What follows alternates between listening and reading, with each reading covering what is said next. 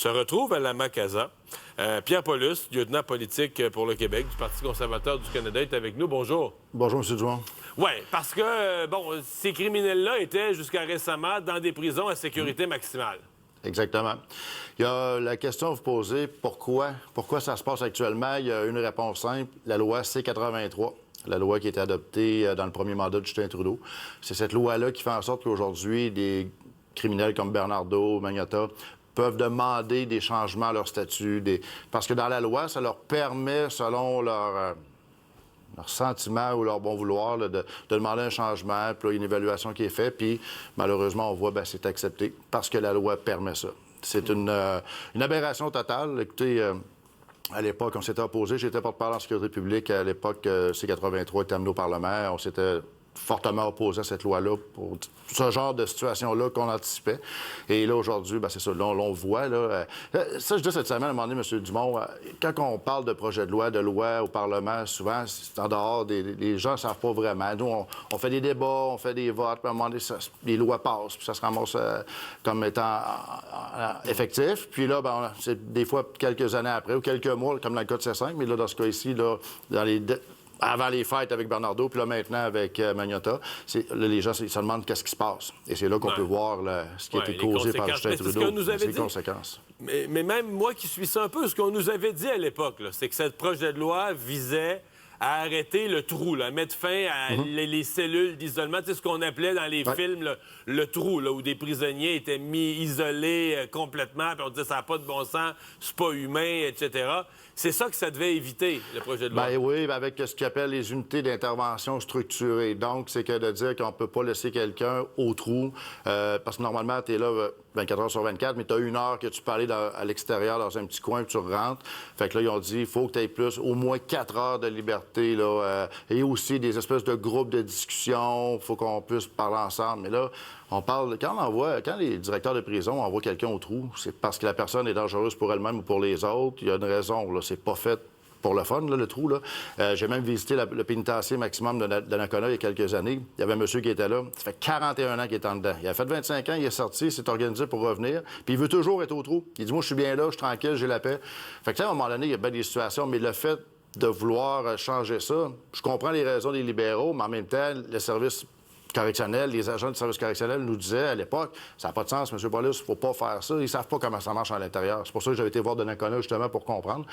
Puis là, ça, c'est une partie 83 de la loi C-83. Puis l'autre partie qu'on voit aujourd'hui, c'est de pouvoir demander d'avoir des meilleures conditions pour différentes raisons. Et c'est pour ça que nos deux individus sont ramassés à la Macasa. Les fameuses conditions là, qui sont les moins restrictives possibles. Là. C'est un peu les mots qui sont employés. Là. C'est ça. Les moins privatives de liberté. Exact. Comme là, la Macasa, c'est pour ça, la vidéo de mon collègue, c'est pour démontrer c'est quoi une prison en sécurité moyenne. Parce qu'à un moment donné, c'est pas évident de comprendre. Un maximum, comme Port-Cartier, Donnacona, c'est une chose. Puis là, le moyen, il y a plus de liberté, ils peuvent se promener, sortir dehors. Parce que là, il y avait, semble-t-il, un débat. Il y en a qui disaient qu'il y avait une patinoire, d'autres disaient que c'était faux qu'il y avait une patinoire, un tennis...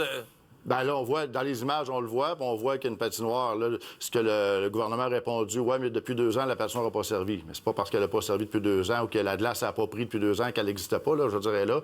Et il reste que c'est un centre totalement différent d'un pénitencier à sécurité maximale. Et dans la tête des gens, puis je peux comprendre que les citoyens sont révoltés, on l'est tout autant.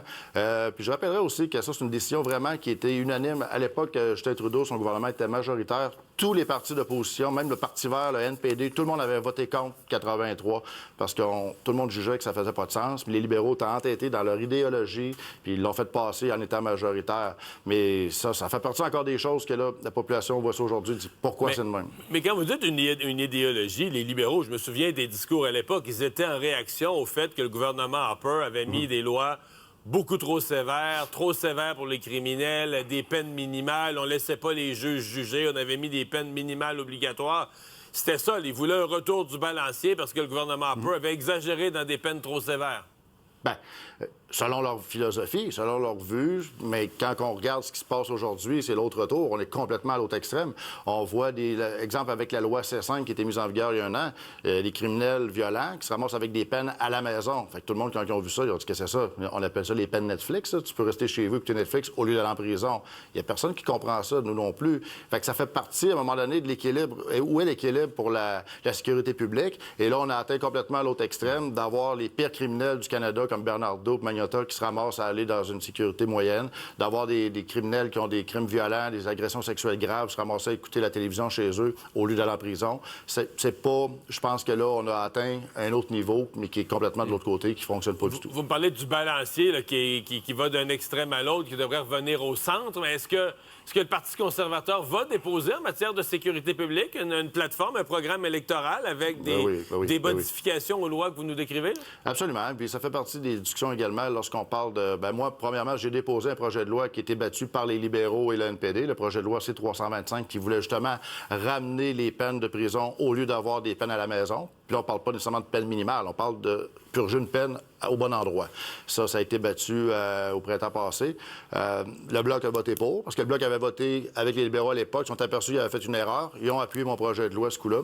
Mais les libéraux et l'NPD maintiennent leur idéologie. Au niveau du Parti conservateur, c'est sûr qu'on regarde les jugements qui ont été faits. Les peines minimales, il y a des choses à balancer. On ne peut pas ramener quelque chose qui a été jugé déjà qui était non constitutionnel, mais il y a moyen de travailler ça différemment. On a proposé différents projets de loi d'initiative privée de mes collègues qui en sortent régulièrement, qu'on fait la balance des choses, mais on veut ramener une justice qui est efficace et qui correspond aux attentes aussi des citoyens. Et là, les citoyens, ce qu'on voit actuellement, ils ne comprennent pas du tout ce qui se passe, et avec raison. C'est une curiosité, là, puis c'est bien, parce qu'il faut savoir de quoi on parle quand on est élu, mais je comprends. Vous me dites que vous êtes allé à Donnacona, sécurité maximale. Votre collègue est allé, il n'y a pas longtemps, visiter la Macasa. C'est pas mieux un député qui demande à faire la visite d'une institution carcérale. C'est dans l'ordre des choses, oui? Oui, bien, c'est une institution fédérale. Nous, comme député fédéral, on demande, puis on est reçu par la direction, par les syndicats, puis après ça, on fait une visite. C'est sûr qu'il y a des endroits qu'on ne peut pas aller, mais en général, on nous montre le maximum qu'on peut voir. Puis même des vidéos, on m'a montré des vidéos de ce qui se passait à l'intérieur des murs. C'est solide ce qui se passe. Là. Et c'est pour ça que les gardiens de prison, là, les agents de service correctionnel, disent toujours, M. Paulus, aidez-nous, s'il vous plaît, parce que ça ne marche plus en dedans. Là. On a vraiment, avec les lois qui ont été mises en place, comme 83, on n'a plus le contrôle à l'intérieur des murs. Fait que c'est les seringues, par exemple, le gouvernement libéral a dit on va fournir les seringues pour les prisonniers. C'est parce qu'il n'y a pas de drogue fournie à l'intérieur. Donc, ça prend de la drogue qui arrive de façon illégale, par drone, par toutes sortes de moyens. Fait que là, les agents de service correctionnel doivent gérer l'entrée des drogues illégales dans les pénitenciers, puis tu as le gouvernement en même temps qui fournit les seringues aux détenus. Puis ces seringues-là peuvent être utilisées contre les agents. C'est tout plein de situations comme ça, M. Dumont, là, que là, à un moment donné, je pense que c'est assez. Je vais vous entendre sur un autre sujet là, que j'ai surveillé ces derniers jours, cette enquête dont on a eu en tout cas au moins des résultats après des années à rien savoir. On a eu un rapport la semaine passée sur le laboratoire de Winnipeg où des virus ultra secrets, confidentiels, auraient été partagés avec la Chine. On savait que la GRC, nos services de renseignement, avaient congédié, avait sorti de force 2 personnes du laboratoire.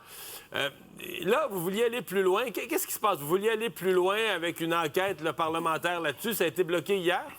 Oui, bien c'est ça. Finalement, comme vous le dites, après 4 ans, nous, il y a eu 4 ordres du Parlement, il y a 2 ordres de comité, 2 ordres de la Chambre des communes qui avaient été déposés.